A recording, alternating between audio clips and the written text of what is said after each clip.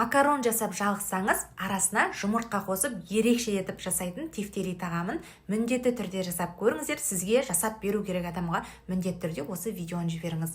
Алдымен тартылған етке сақталған пияз, тұз, бұрышын қосып араластырып, жақсылап, ұрғылап, осылай бірнеше бөлікке бөлеміз. Ортасына піскен тауықтың жұмыртқасын немесе бөдененің піскен жұмыртқасын салып, осылай орап, барлығын домалақтап дайындаймыз. Бұл жерде ескеретін нәрсе, сіздің фаршыңыз қалың болғаны дұрыс. Егер жұқа болатын болса, орау барысында ол піскен кезде жарылып кететін болады. Сол себепті қалың етіп жасаған дұрыс.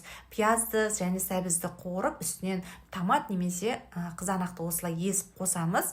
Суын, тұз, бұрышын, картобын салып, енді қайнай бастағанда тефтелилер салып, баяу отта 40 минуттай пісіреміз. Ал қасына гарнирге Веста басматидің езілмей шашырап пісетін күрішін алдымен азғана майға осылай қуырып, тұзын салып, баяу оқты осылай бұқтырып пісіріп аламыз. Сонда осылай шашырап өте керемет болып шығады.